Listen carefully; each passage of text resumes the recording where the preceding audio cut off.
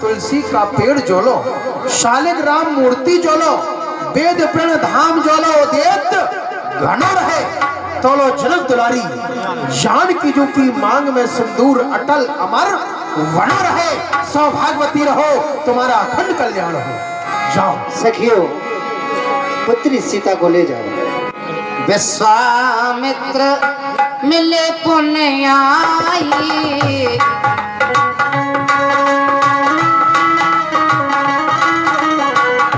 पद सरोजे में ले दो भाई, मुक्ति का कोई तो जतन कर ले रोज, थोड़ा थोड़ा हरि का भजन कर ले।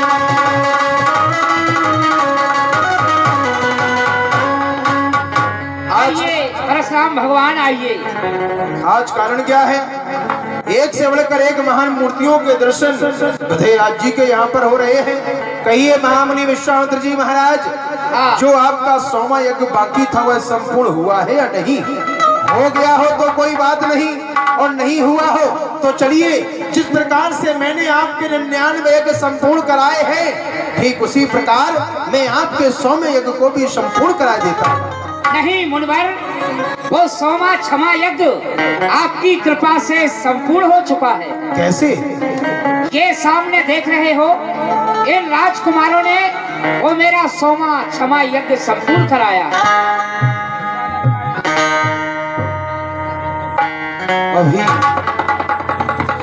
थोड़ी देर पहले उस कन्या को देखा था, और अब इन दोनों राजकुमारों की छवि की ओर भी मैं निहार रहा हूँ।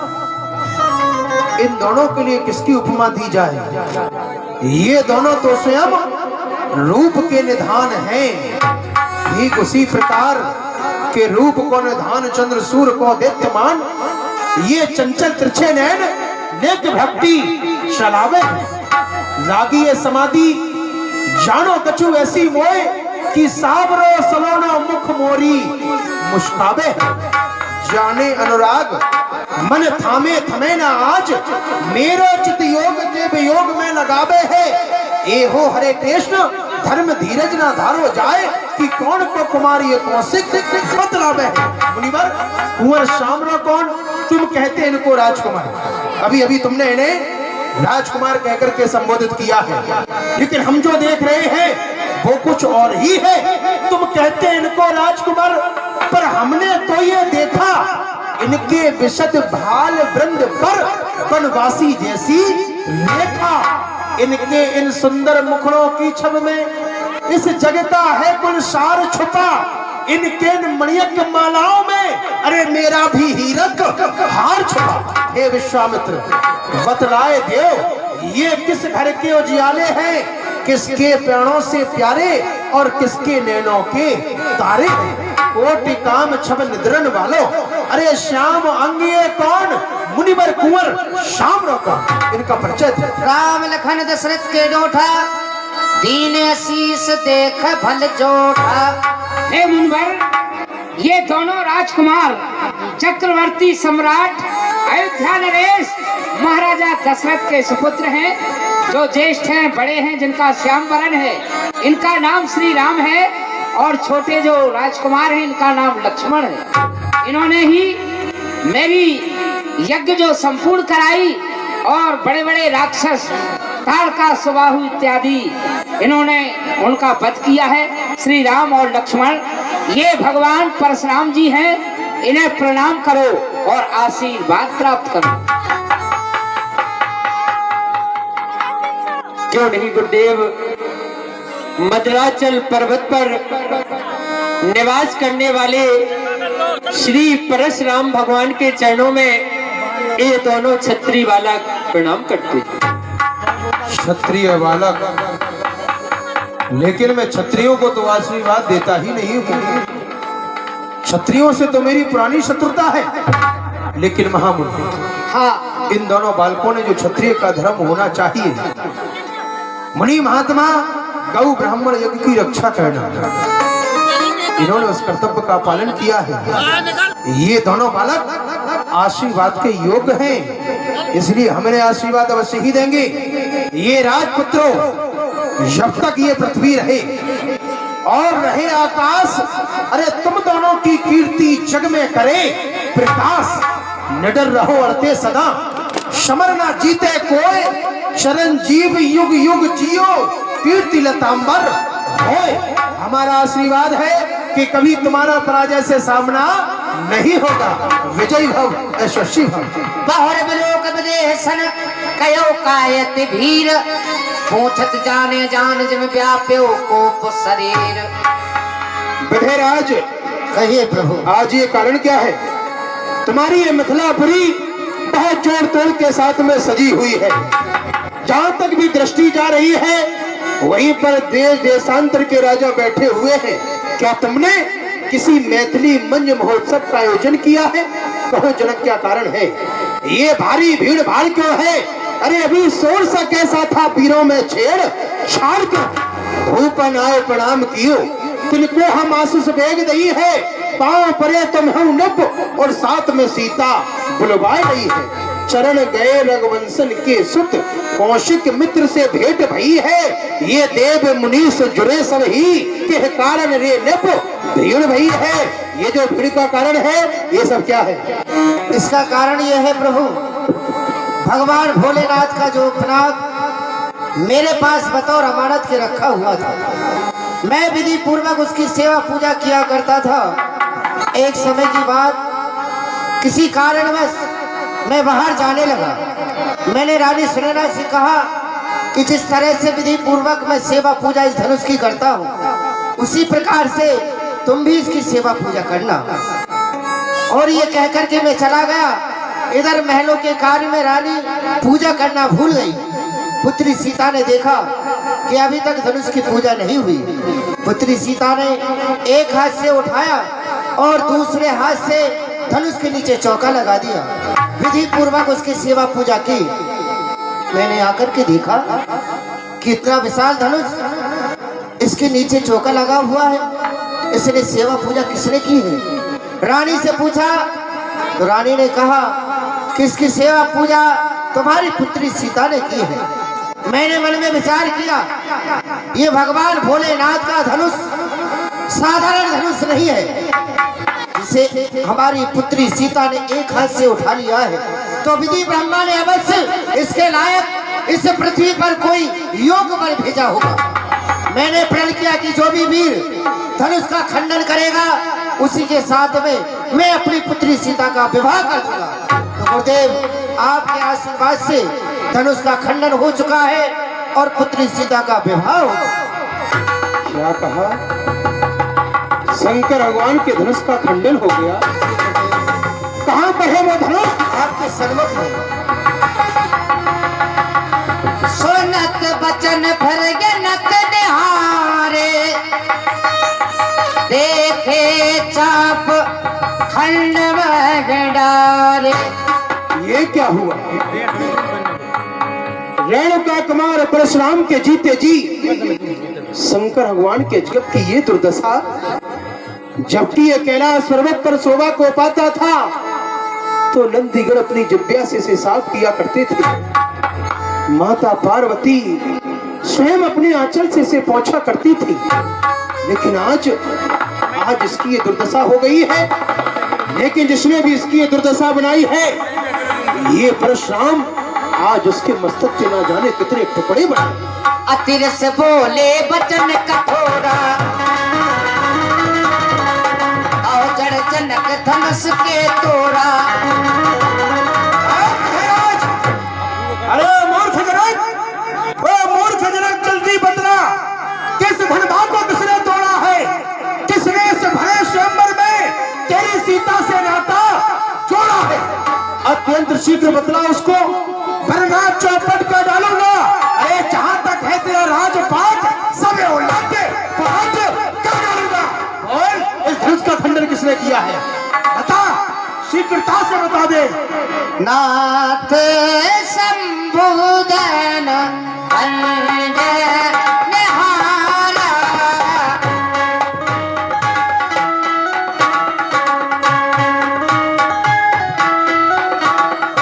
कोई एक दास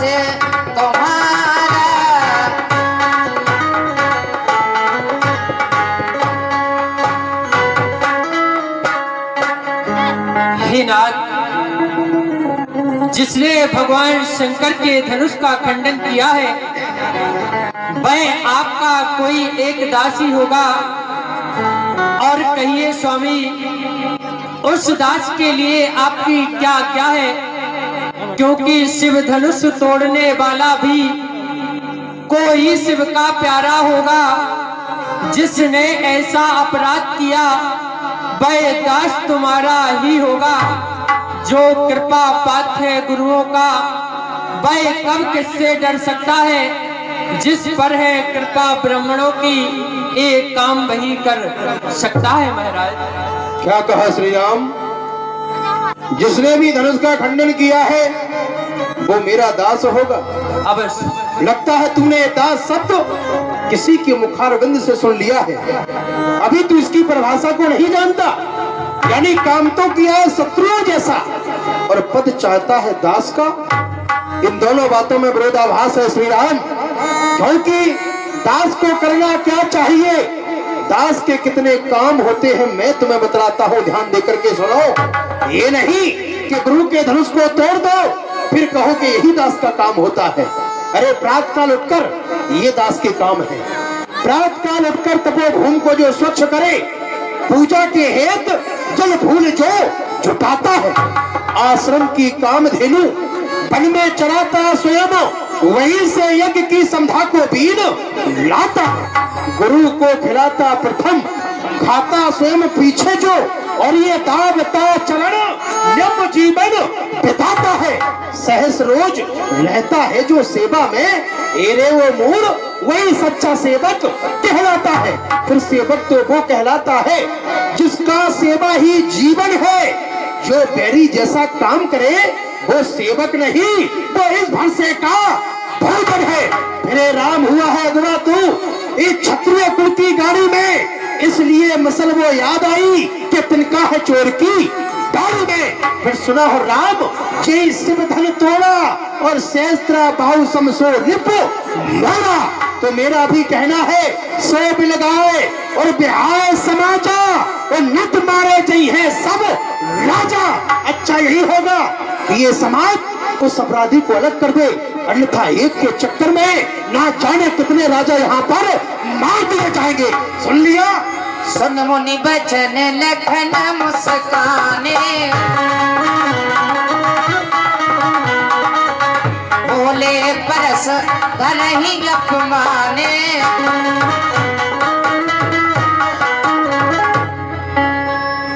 बताइए, बड़ी याचक की बात है। जब धनुष नहीं टूटा तो महाराज विजयराज जी रुदन कर रहे थे।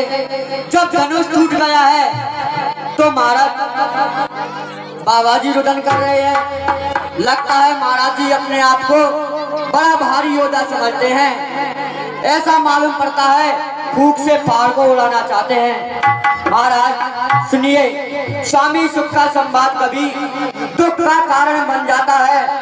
मीठा और मधुर बोलने से तोता पिंजरे में आता है। जो ज्यादा मीठा होता है वो अपना नाश कराता है।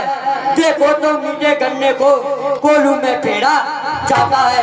फिर भाई ने मीठे वचन कहे, तो क्रोध और चढ़ाया है। ये सबसे पहले बोलोगे इसलिए चोर ठहराया है। अच्छा अपराधी अमी सही, क्या कहा? अच्छा अपराधी अमी सही, हमने ही जेल निचोड़ा है। जो करना उसको करे आप, शिव धनुष अमी ने तोड़ा है। तू तो खुली चुनौती दे रहा है, जो करना है सो करें आप। अरे किसका तू पुत्र है रे, क्या तेरा नाम है? अरे पुत्र हूँ अवधेश का, लक्ष्मण मेरा नाम है। तो तू ही है दशरथ सुमन, ये भाई प्यारे राम का? जी हाँ महाराज, मैं ही हूँ बंधु प्यारे राम का। तो किस उम्मीद में तू मेरे सामने है ये खड़ा हुआ? महाराज हर प्रकार से तैयार हूँ, सीने से सीना अड़ा। अरे बालक, ये शस्त्र अपना भेद दे, ये शस्त्र अपना भेद दे मेरे सामने से। भाग जा। अरे बाप का तो कायर है, मैं दूंगा पिले मचा। लगता है लक्ष्मण की अब तेरा काल आया। अरे बतलाइए महाराज, उस काल को किसने बुलाया है? अरे तू मरेगा मेरे हाथों से, क्योंकि स्वयं काल हूँ तेरा। अरे मैं काल करेगा क्या मेरा? अरे मैंने मारा 1000 क्षत्रियों को इस पृथ्वी पर सुनाया है? अरे नहीं महाराज, जमाने में कोई भी भीख आया है। तो क्या जमाने से बढ़कर तू यहाँ आया है? अरे जो भी मेरे सामने आया उसी का सर झुकाया है। रोक लो सवा के सवा सदो, वरना पीछे पछताओगे। इस बच्चे की लाश पर फिर आंसू बहुत बहाओगे। मैं भी कहता हूँ महाराज, बाद आप ही जाओगे जब क्षत्रिय वीरों के सामने समरभूमि में आओगे। अरे दिखने में तू छोटा है लेकिन बड़ा ढीठो खोटा है। क्या तूने अपने गुरुजी के यहाँ गुरुकुल में शिक्षा को नहीं पाया? क्योंकि ऐसा वेद पुराणों का भी कथन है, मनुस्मृति और कोविद का, मनुस्मृति और कोविद का शुद्ध पुराण का कथन यही कि दो पुरुषों के संभाषण में तीसरे पुरुष का काम नहीं। हाँ, यदि बोले भी तीसरा तो कब? उन दोनों में से एक निर्बल पक्ष पड़ जाए, अरे तृतीय यदि योग्य हो तो उन दोनों को समझाए। फिर तू अपने गुरु से योग्य हुआ या फिर तेरा ये रामचंद्र है भोला? नहीं तो बतला ले लक्ष्मण, तू हम दोनों के बीच में क्यों बोला? इस बड़े चैम्बर में विजय राज ने निर्वीर मई कर डाली थी। उस समय सभी राजाओं की मर्यादा मैंने पाली थी, जिसका मंडन किया जनक ने, खंडन मैंने कर डाला था। जब मौन निपटते महाराज इस कारण उत्तर दे डाला। दे रहे चुनौती आजाद वीर बाप फिर से डोला। अरे वीरे बोले उसका खंडन करनी होती, ये वीर लक्ष्मण बोला। अरे तू बोला तो बोला क्यों? और राजा कहते क्या हुआ तुझे जो अपने मुंह को नहीं संभाल रहा? मुझ जैसे क्रोधी के आगे क्यों आंखें लाल निकाल रहा? श्री महादेव का महाधनुष विख्यात विद्युत और अनुपम है। ऐसे धन को कर खंड भला क्या छोटी छोटी धनवी सब है? श्रीमान तपस्वी ब्राह्मण है, श्रीमान तपस्वी ब्राह्मण है, इसलिए मुझे कुछ कहना है। ब्राह्मण का भूषण क्रोध नहीं जो महाराज आपने पहना है, ये कहना है राजपूतों का जो पहना जाता है रण में। अपराध समाओ मामूली, शांति चाहिए ब्राह्मण में। अरे शांति के पुजारी, अरे ओ लक्ष्मण क्या हुआ तुझे जो मेरी बात काटता जाता है? तूने क्या मुझको न्योतारी ब्राह्मण समझा जो मुझे डांटता जाता है? मुझको सीधा ब्राह्मण मत समझ, मैं क्षत्रिय कुल का द्रोही हूँ, भगवंशी बाल ब्रह्मचारी, अक्रोधी और निर्मोही हूँ। फिर मेरे खूनी फरसे ने देखने से सावत की नदी बहा दी है। इसे आर भूमि पर कई बार छत्रानी राम बना दी है। विख्यात शेषरा बाहु के मुझे दंड काटने वाला है। इस फरसे को तू भी बिलो जो तेरा खून चाटने वाला है। बस इसलिए की परसे से क्षत्रियों का मुक्ति द्वार खुला। हल्दी के की गादी पर बस रखने का बाजार खुला। अब बीच की इसकी बार ये शस्त्र आपका कुंडल है। इस परसे में वो कार नहीं जो महाराज बूढ़ी बड़ी में भले क्यों बूढ़ा परसा दिखलाकर। हाँ ऋषिराज, फरसा भी कभी बूढ़ा होता है? आप ही की तरह आपका परसा भी बूढ़ा हो चुका है। क्यों बूढ़ा परसा दिखलाकर क्षत्रिय कुमार को डरा रहे? पर यार आप तो फूकों से उद्याचल पर्वत भुला रहे। अरे हम उस माई के लाल नहीं जो हवा से डरपा जाए, हम चोई मोई के पेड़ नहीं जो उंगली से मुरझा जाए। तू हवा किसे कह रहा है? ए भाई, जब मैं बहुत छोटा था, जब मैं रोता था तो मेरी माँ मुझसे कहा करती थी, क्या कहती थी? अरे बेटा चुप हो जा, नहीं तालाब में से हवा आ जाए। अच्छा, ये वही हवा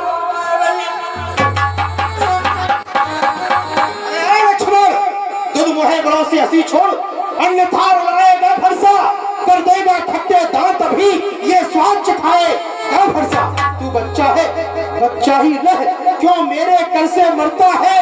अरे मुझ जैसे क्रोधी के आगे किस लिए लड़कपन करता है? श्री महाराज हम बच्चे हैं, श्री महाराज हम बच्चे हैं, बच्चे ही बचपन करते हैं, पर आपको शोभा नहीं देता जो बच्चों के मुंह लगते हैं।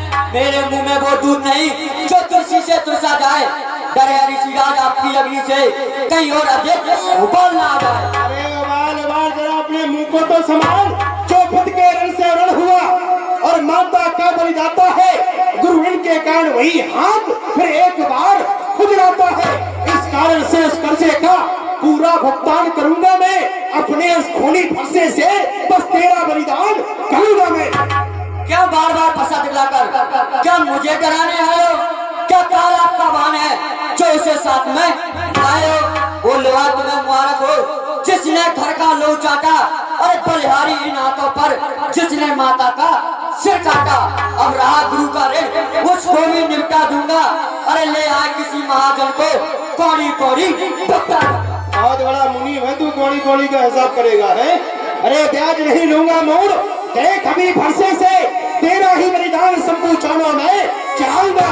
यदि वो दशरथ भी आकर शहादत तेरी करे तो काट काट शीश में सरयू में बहाऊंगा। देखूंगा आज कितनी शक्ति तुम रघुवंशियों में, तुम सबकी समाधि सरयू के पास में बनाऊंगा। अरे इतना ना करो तो सबद गुरु शंकर की कि रेणुका कुमार परशुराम ना कहूंगा। क्यों बाबा विश्वामित्र देख रहे हो, ये तुम्हारा शिष्य लक्ष्मण कट सत्य बोला। कौशिक स्नो मंदिर बालक कुटिल काल वस निज कुल खालक। ये तो काल के वसीभूत होकर के बोल रहा है। ये मुनवारा आप सोचिए, जो संत मुनि हैं वो बालक यानी बालक के वचनों पर ध्यान नहीं देते, इनके दोषों पर ध्यान नहीं दीजिए आप। अच्छा ये चाहे कुछ भी कहता रहे हैं? हम इसकी बातों पर ध्यान ही ना दें, ये हमसे कुछ भी कहता रहेगा। उत्तर देत छोड़ो बिन मारे केवल कौशिक सील तुम्हारे। अभी तक यदि ये जीवित है तो तुम्हारे सील स्वभाव की वजह से, अन्यथा अभी तक ना जाने कब का इसका मस्तक कट चुका होता। श्री राम समझाओ अपने भाई के लिए, ये तो बड़ा ही कुटिल है।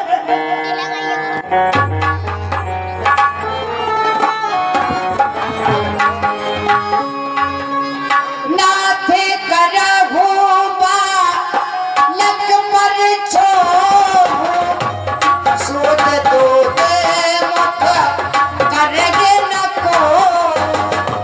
चंचल है गे बचपन का मैं सेवक मुनि चरणन का।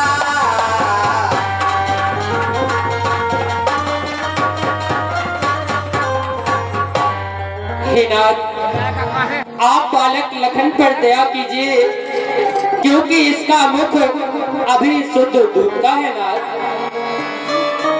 जो पे प्रभु प्रभाव कछु जाना तो की बराबरी करत गयाना। और ही ऋषिराज, यदि ये बालक आपके प्रभाव को जानता तो आपकी बराबरी कभी नहीं करता ना। तो लड़का कछु अजगिर कर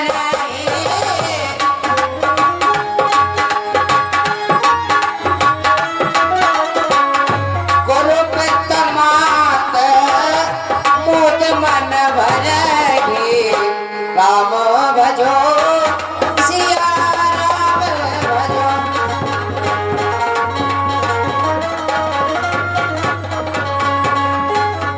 और हे स्वामी, यदि बालक कुछ अनुचित काम कर देता है तो क्या गुरु माता पिता रुष्ट होते हैं? नहीं, वह तो मन ही मन प्रसन्न हुआ करते हैं। फिर स्वामी बच्चों की बातों का विद्वान बुरा नहीं मानते हैं। बच्चों का मुख तो गंगा है, वह अनुचित उचित ना जानते हैं। आप बातें ब्राह्मणों की नहीं तो ये से लेता लाते बातें। ए वीरों जैसा भेष देख, इसने की इतनी बातें। करता कारण कर्मों का हे नाथ उपाधि तो मैं हूँ। सर्वस्व में ये निर्दोषी है, सच्चा अपराधी तो मैं हूँ। तो तुम हो अपराधी, तो सुनो राम। अपराधी अपराधी तो तुम और इस याद देखो बोला भी जो सब बिगाड़ने आए हो। बोला भी। भाई जब दही मिलो चुके तो घी निकालने आए हो। ये धनुष उड़ाना अनेकों वर्षों से पड़ा हुआ था मिथिलापुर में, कब्जे में था मिथिलेश्वर के वसूली की संपादित हुआ। जो मालिक था उसने अपने आगे तोड़वा डाला। अब कहिए ऋषिराज, हाँ होते हैं कौन जो करते हैं गड़बड़ डाला। लिया हमसे क्या कह रहा है ये? आप होते हैं कौन जो करते हैं गड़बड़ झाला? हे राम तुम्हारी बातें सुन, हे राम तुम्हारी बातें सुन नरमाई मुझ में आती है। पर देखो कैसे देख रहा है, देखो उसकी आंखें देखो, देखो इसे। क्षमा कीजिए महाराज, अरे क्या क्षमा करूं? बालक है। ये बालक है, पर देख तुम्हारे भाई को छाती जलने लग जाती है। अरे उसको भी तो शिक्षा दो। क्यों तुम मुझको ही समझाते हो और मेरी आंखों के आगे से क्यों इसको नहीं हटाते हो? हटाओ इसे। महाराज आप अपनी आंखें बंद कर लीजिए। अच्छा, मैं आपको दिखाई भी नहीं दूंगा, तू नहीं फिर हटेगा। आपको क्रोध नहीं आएगा। आंखों से आंखें डरती है तो आंखें मूंद चले जाओ। तबीयत कुछ ज्यादा घबराती है तो दिल पे हाथ मले जाओ। जब बिना बुलाए आए थे, अब बिना क्या जा सकते हो। अनुराग धनुष कंडों पर इनको भी साथ ले जा सकते हो। संताप यदि टूट जाने का है तो किसी मिस्त्री को बुलवा कर जुड़वा लो। यदि छेड़छाड़ी बाती है तो फिर और व्याख्यान सुना डालो। चुप रहो। व्याख्यान सुनाने के लिए मैं कोई भाड़ थोड़ी ना हूँ। ये छोटा भाई तुम्हारा लक्ष्मण ये हमसे कल शब्दों में बात कर रहा है और कह रहा है टूटे हुए धनुष को ले जा सकते हो। अरे सैकड़ों वर्ष उसने शोभित कैलाश किया, सैकड़ों वर्ष रहा ये नंदी प्रगंड के, सैकड़ों वर्ष माता पार्वती ने पहुंचा जैसे, सैकड़ों वर्ष रहा ये शंभु प्रचंड के, कामदेव त्रिपुरारी जैसे शत्रुओं को देकर के दंड रहता खंडिए। और राजा के कुमार तू बात करे पागलों सी के धनुष समान कहे जब अखंडिए। देखना संभलना महाराज, देखना संभलना, कहीं मूर्ख होकर मत रहना। ऐसा ना हो कि हमें हो आपका यहाँ मंदिर बनवाना। फिर महाराज इस समय पूजा की सामग्री नहीं साथ में रखते हैं। हे नाथ यदि स्वीकार करें तो हार भेंट कर सकते हैं। लक्ष्मण किसके सामने तू हार पेश कर रहा है? ये फूल के समान तू भूल भूल के बोल रहा। देख भी मोर कैसे तेरा मस्तक उड़ाऊंगा, क्योंकि मैं परशुराम हूँ। और श्री राम ये छोटा भाई तो बार बार अंगारे मुझ पर फेंक रहा। तू मीठी मीठी बातों से चोटों को मेरी शेक रहा। और दोनों की नीति देखो है, एक नरम और एक गरम। क्या कुटिल नीति है दोनों की। क्यों बाबा विश्वामित्र देख रहे चालाकी अपने चेलों की देख रहे। अरे नाचे कूदे बहुत राम जी के आगे, नाचे कूदे बहुत राम जी के आगे। राम जी ने ना दिया कुछ हाथ बढ़ा के, बेटा तकलीफ हुई आपकी देहली ऋषिराज। राम जी ने कुछ नहीं दिया, मैं देता हूँ आपको श्री राम समझाओ अपने भाई के लिए। ये देखो क्या कर रहा है, क्या कर रहा है? बच्चा है ये तुम्हारा भाई लक्ष्मण। ये रोसलेन दिखाए के कहते हैं मुंह से ये टीवी लिली। अरे यही टीवी लिली अभी इसकी जान की बनेगी। काटू कुठार तो तुम्हारे सूर्यवंश में गिरी लिली। और जब तक मैं इसके मस्तक के टुकड़े टुकड़े ना कर दूं तब तक मेरे मन में कली खिली लिली। लेकिन मैं परशुराम कहलाता हूँ, तू भी तो राम कहता है। मेरा ही आधा नाम छीन तू मुझ पर ही धाक जमाता है। दो राम रहेंगे नहीं राम, इस कारण कर संग्राम अभी विख्यात जगत को मत रहेगा। दे त्याग राम का नाम अभी। या फिर ये राम कहलवाना बंद कर दे या तू मेरे साथ में युद्ध कर।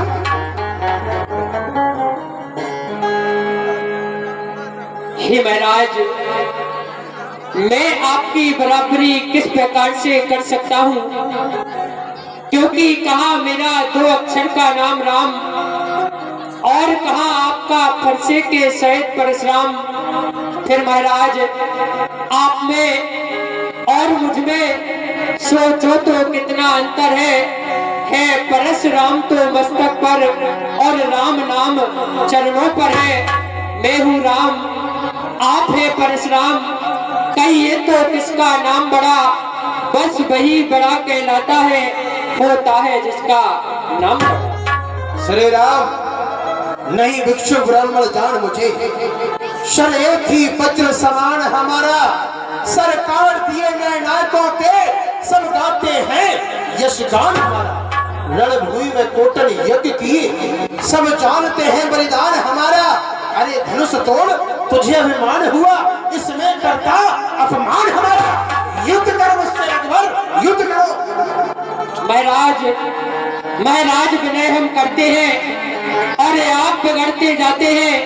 हम जितना नभते जाते हैं स्वामी उतना चढ़ते चाहते हैं। इतना हट, इतना घबराहट और इतना क्रोध नहीं अच्छा। आनंद प्रभु एकता में है, ए बैर विरोध नहीं अच्छा।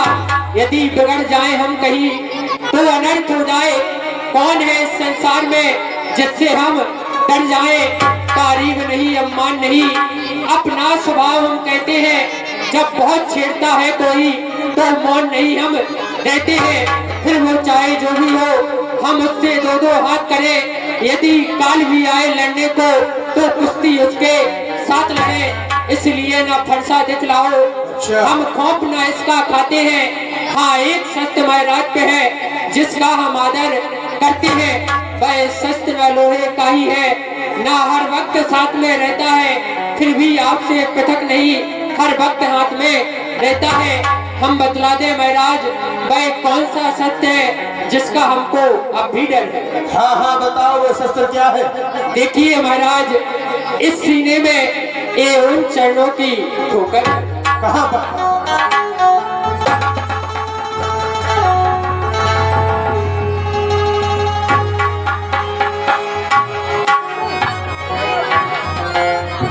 ये क्या?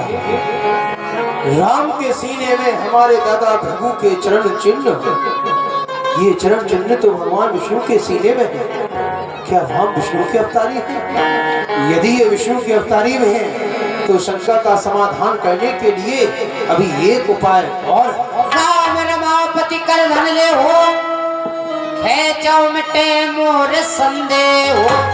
श्री राम, यदि तुम विष्णु के अवतारी हो तो तुम्हारा ही ये नारायणी नाम का धनुष मेरे पास में है। इसकी प्रतिज्ञा को या तो मैं खींच सकता हूँ या स्वयं विष्णु भगवान। और तुम विष्णु के अवतारी हो तो इसकी प्रतिज्ञा को खींचो और मेरे मन के संदेह को दूर करो। चल गयो परशुराम मन विस्मय भयो, जय रघुवंश मन भानु, दहन तनज कुल दहन किसान।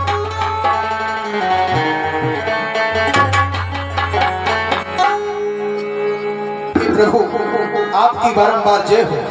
आपका अवतार इस वसुंधरा का भार हटाने के लिए हुआ है।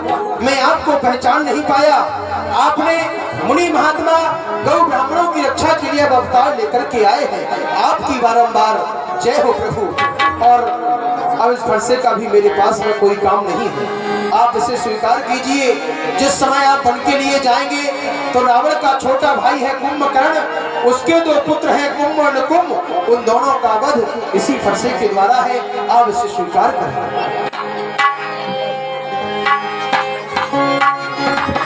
अरे ऋषिराज, जरा ठहरिए। ऋषिराज, अब आप कहाँ के लिए जा रहे हैं? लक्ष्मण जी महाराज जा तो रहे हैं अब तपस्या करने के लिए। अब यदि और कुछ कहना हो तो कह लीजिए, अब क्रोध नहीं आएगा। हाँ ऋषिराज, कहिए। भाई के विवाह के लड्डू तो खा के जाइए। बस आपने अपनी बातों के इतने लड्डू गला दिए कि हमारा पेट वैसे ही भर गया है। और रही बात लड्डुओं की, तो आपके साथ में लड्डू खाने वाले बैठे हुए हैं। लड्डू खिलाना जो गुरु तुम्हारे बूढ़े हुए, बैठे बैठे मंच में देखो जो गाड़ी मटकावत है। अरे वाले वाह विश्वामित्र, ये चेलन को खूब सकाए रखो। आप खाए हलवा पूरी और हमें लड्डू खवाते हैं। जय जन को से कहीं प्रणाम,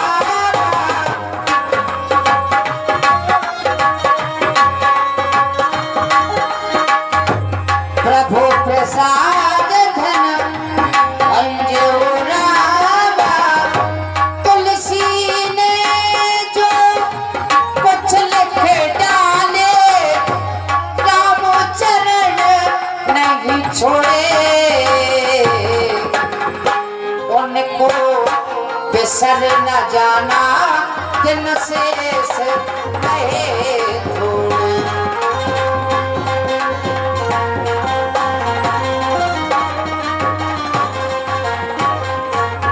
गुरुदेव, मेरे प्रण के अनुसार धनुष का खंडन हो गया। और जब धनुष का खंडन हो गया है तो हमारी पुत्री सीता का विवाह भी पूर्ण हुआ। अब आप हमें जैसी आज्ञा देंगे मैं उसका पालन करूंगा। पोते गबतपुर पठ बहु जाई सीता, राम जी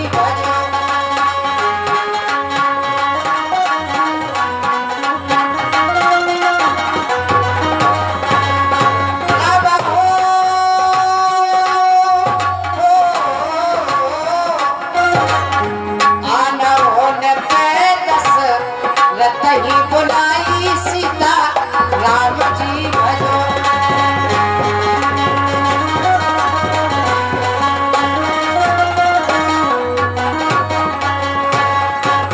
राजन, तुमने सत्य कहा है। तुम्हारे प्रण के अनुसार श्री जानकी जी का विवाह भगवान श्री राम के साथ हो चुका। भगवान ने धनुष का खंडन किया। अब लौकिक रीति अनुसार एक नाई और एक ब्राह्मण के लिए अयोध्यापुरी को भेजिए, जिससे कि महाराज दशरथ बारात को सजाकर यहाँ पर आए और अपने पुत्रों का विवाह करके ले जाए। जो आप ऐसा ही होगा। जय मंगला।